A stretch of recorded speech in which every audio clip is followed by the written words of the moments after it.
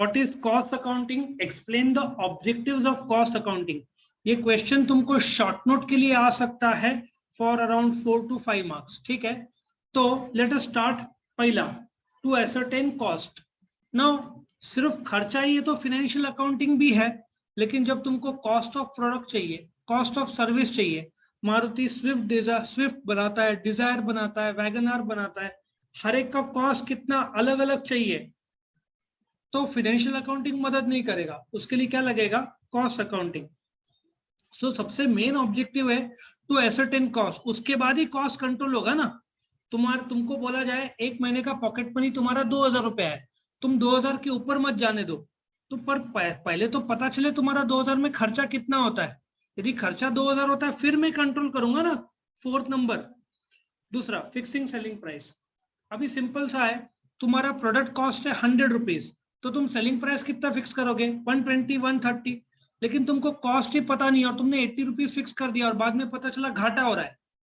Petroleum companies को वही हो रहा है, खास करके डीजल में। डीजल में इंटरनेशनल दाम बढ़े हैं, बट पेट्रोलियम कंपनी इतना स्ट्रांगली बढ़ा नहीं पाए हैं, ठीक है। जिसकी वजह से जो पेट्रोलियम कंपनी है वहां पे 10 रुपया पर लीटर घाटा खा रहे हैं, ठीक है ना।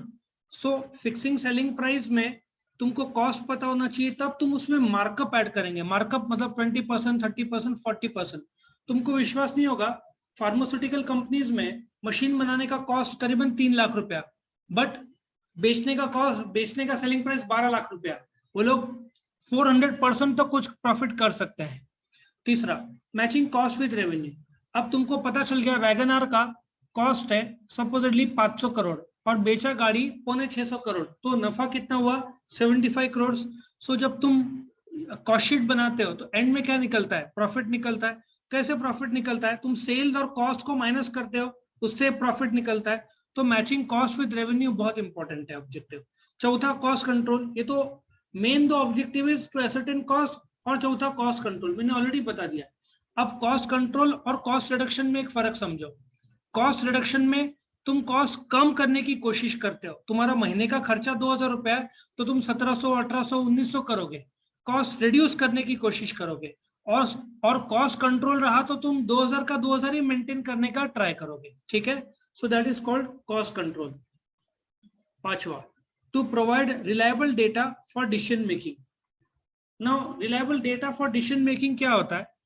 तुम यहाँ पे सपोजिटली एक हाई बोलते ना लग्जरी टाइप पेंसिल बेचते हो 10 रुपए में, तुमको फॉरेन से एक ऑर्डर आ रहा है कि वो 7 रुपए में खरीदना चाहते हैं। फाइनेंशियल अकाउंटिंग वो नहीं बता पाएगा कि बेचना है कि नहीं। कॉस्ट अकाउंटिंग बता पाएगा कि मैन्युफैक्चरिंग कॉस्ट 5 रुपए है, एक्सपोर्ट का ऑर्डर आ रहा है 7 रुपए में भी परवड़ेगा बेचने का। सो जो डिसीजन मेकिंग है टू मेक और बाय। और कभी कभार ऐसा भी रहता है यूजिंग द मशीनरी और रिप्लेस इट। इसका मैं एक सिंपल तरीका बताता हूँ तुमको। जो पेंसिल सेल है कुछ कुछ इंडिया में जो बनते हैं, मैन्युफैक्चरिंग कॉस्ट हो सकता है उसका 8 रुपया हो, वही पेंसिल सेल चाइना से आते हैं 6 रुपया। तो उससे अच्छा तुम बनाने के बजाय 6 रुपए के चाइना के सेल वापरो। कई बार ऐसे होता है कि तुम बनाने का कॉस्ट ज्यादा है और दूसरी जगह से खरीदने का कॉस्ट सस्ता है। तो बोलते ना टू मेक और बाय। और मशीनरी पुरानी हो चुकी है, उसको रिप्लेस करना है क्या रखना है, ये सारा क्वेश्चन आता है। जैसे तुम्हारी पुरानी गाड़ी है, अब उसको रिप्लेस करने का टाइम आया, लेकिन तुम्हारे पास डाउन पेमेंट के पैसे नहीं पर खर्चा लग रहा है, तो तुम कैलकुलेट कर रहे हो कि क्या उसको चलाना चाहिए क्या रिप्लेस करना चाहिए। ये सब डिसीजन कॉस्ट अकाउंटिंग मदद करता है। और लास्ट में preparation of financial and other statements. अभी तुम्हारा जो क्लोजिंग स्टॉक है जो ट्रेडिंग अकाउंट के क्रेडिट साइड में आता है, ये जो आता है, सवाल ये है कि क्लोजिंग स्टॉक का वैल्यूएशन क्या करें। हम क्या करते हैं, कॉस्ट और market price whichever is less.